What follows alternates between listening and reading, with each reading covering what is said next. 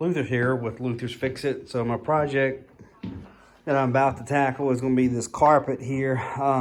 This is the kids' playroom, so it definitely shows the wear and tear of that.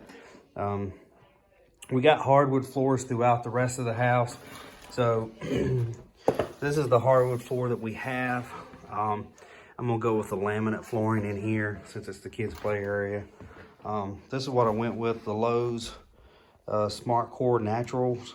I had to do they had it in like 7 days or less. It took them like 3 days to get in. But that's the process. So I'm gonna go through kind of filming this. It's a rectangle room, 11.5 by 13. Relatively easy. 2 heat registers, door transition, and then over here, I transition back to the hardwood floors. Got some T-molding and some quarter round to finish off in here. Some of the tools I'll be using, a razor blade, this pull tool that you use to pull it, to lock it in if you're up against the wall, a little knot block, and some wedges. You know, you got to have it wedged, spaced away from the floor, and then the rubber hammer itself. So I'm gonna just do some time lapse of the whole process, so hope you enjoy. So here's some of the easy part of the process, just taking the nails up from the transition from the carpet to the hardwood floors, and then just cutting the carpet in 3 sections to make it manageable to get it out. And of course I've got the helpers or supervisors in there making sure I'm doing the job right.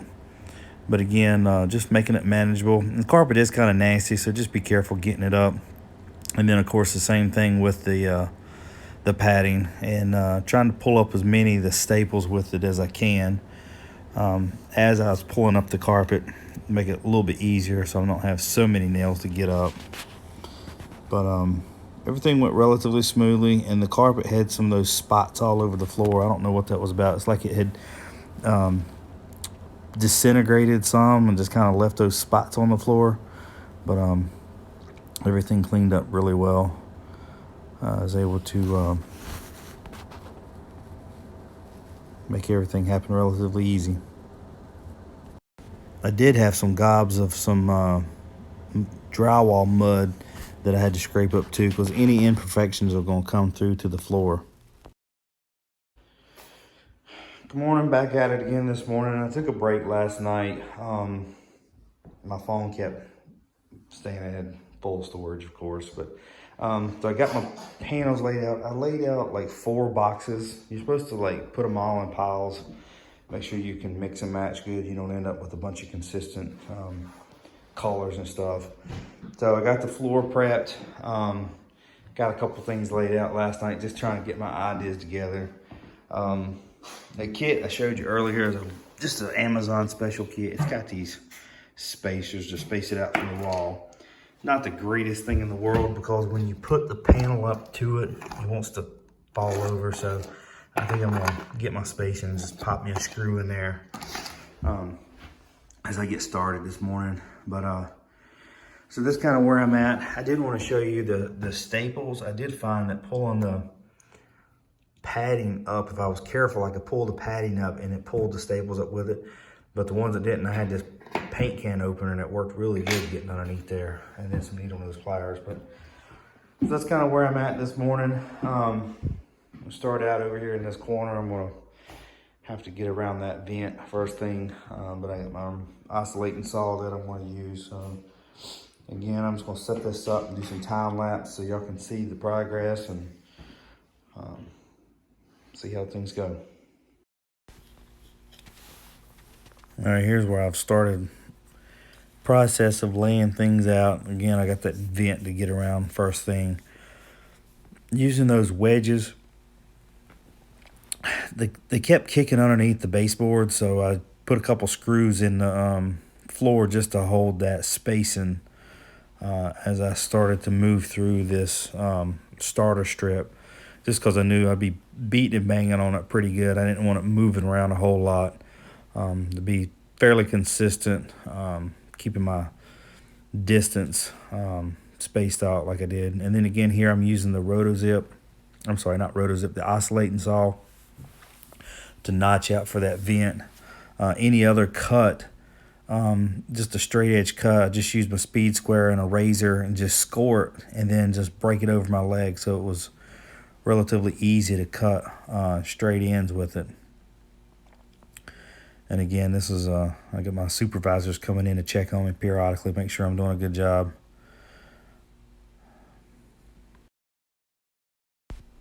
If you're looking to add a tool to your tool kit, that oscillating saw is pretty handy to have. I just picked that one up on Amazon. Harbor Freight's got some. You can get some really nice cordless ones, but for what I use, the corded's just fine. It does drywall cuts really good. Low dust. Combination of different blades to use for it. Even like a scraper attachment as well. So here I'm able to move forward a little bit faster. Now I'm kind of got that first starter row and I'm around that vent. I can start moving forward a little faster. It's a little more time consuming laying those boards out, trying to get random, but then for some reason my gimbal started oscillating back and forth. I don't know what's up with that, but makes for a nice little bit of motion sickness while you're watching me speeding, the kids speeding all over the place. But again, of course, this is Halloween. They got their costumes on when I did this project.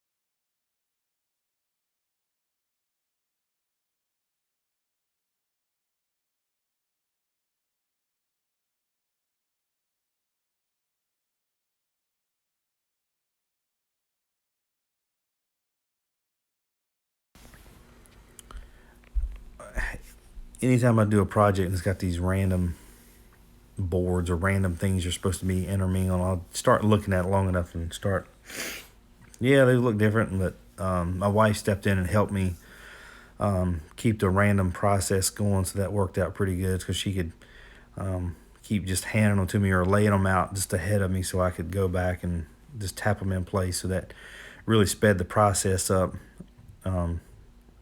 moving forward with this, as I'm making up pretty good time at this point in time, trying to work out of multiple boxes at the same time, which is what you're supposed to do.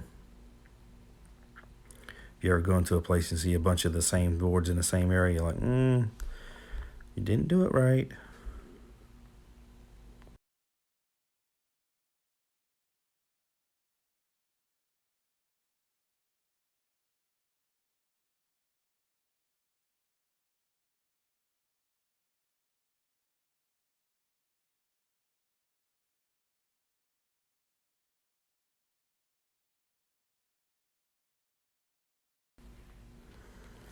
All right, here's where I'm got all the floor down and I'm working on the quarter round trim, cutting it with the miter saw, 45 on the ends and the corners, of course. And I got my air nailer, just putting some finished nails in there, not getting real crazy with the nails. Just working my way around the room, saving the door jambs for the last, since those are a little bit more time consuming.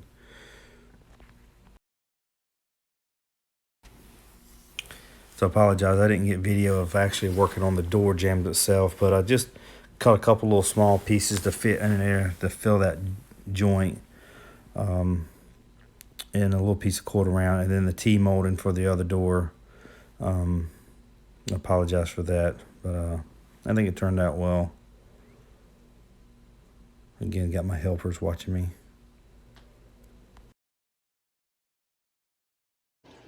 Okay, so here's the final product. Got everything wrapped up. Put down the quarter round molding around. I had a couple pieces here. I undercut this with the oscillating saw and put the two little trim pieces, which you can barely even see it now with this other one, but you see the joint right there. So this is barely showing.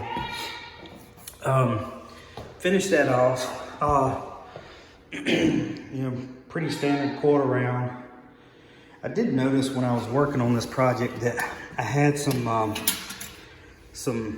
cold air coming up between the metal and the wood floor.